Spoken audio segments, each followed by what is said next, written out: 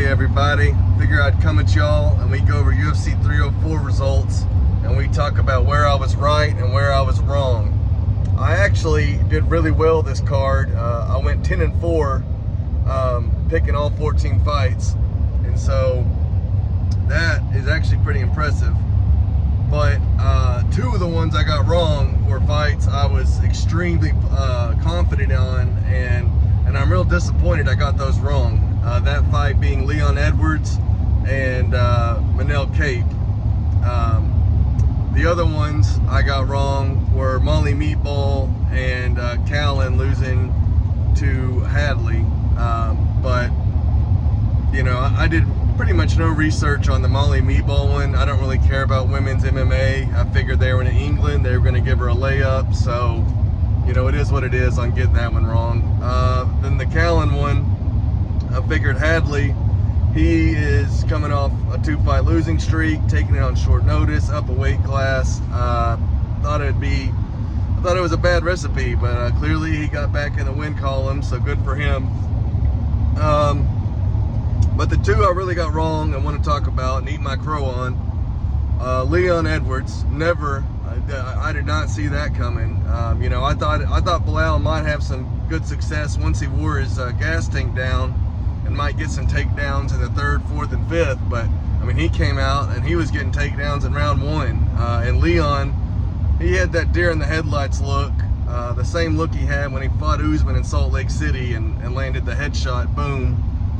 But he didn't find that tonight. And Bilal's pressure was really impressive. He just stayed in Leon's face and steadily just was throwing combos on him and never gave him a chance to relax or get that distance. And you know, when someone's doing that to you, you got to crack them with something hard and get their respect. And Leon was never able to get their respect from Bilal, and so Bilal just kept constant pressure on him and was landing some good shots on him. And then when it came to the takedowns, you know, I figured as good as Leon did in grappling versus Colby and Kamaru, that he would be able to handle Bilal's grappling, but he was just getting taken down over and over and over and getting manhandled by Bilal. And so that fight, I got that one wrong.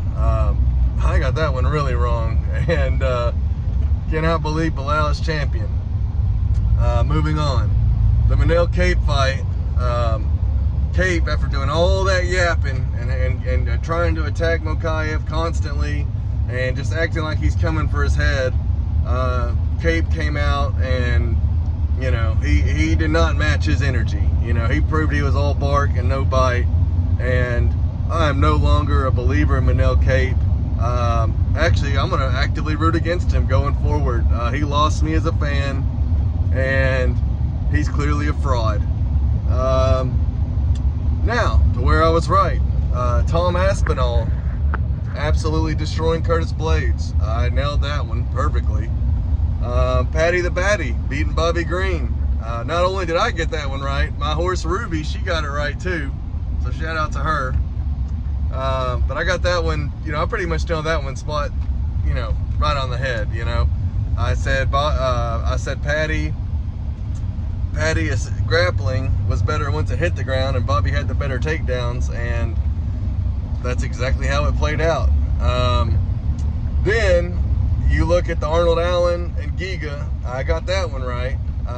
Gregory Rodriguez, I got that one right. And I actually started out 5-0 on the early prelims as well. So it was a good night for me overall. I got a ton right. But overall, it was a fun card, and I thought Bilal, he really impressed me. I didn't think he had it in him. That being said, I can't wait for Shavtat to take his head. And Patty the Batty, man, I thought he was extremely impressive. I thought he frustrated Bobby, and that was why Bobby shot the takedown. But overall, I thought the only really bad fight on the main card was the Arnold Allen and Giga fight. I expected a much better fight out of those two. But, you know, it is what it is. And Tom Aspinall, I mean, absolutely incredible.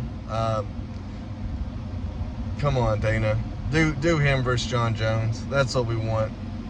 But anyway, hope y'all enjoyed this. Please like and subscribe.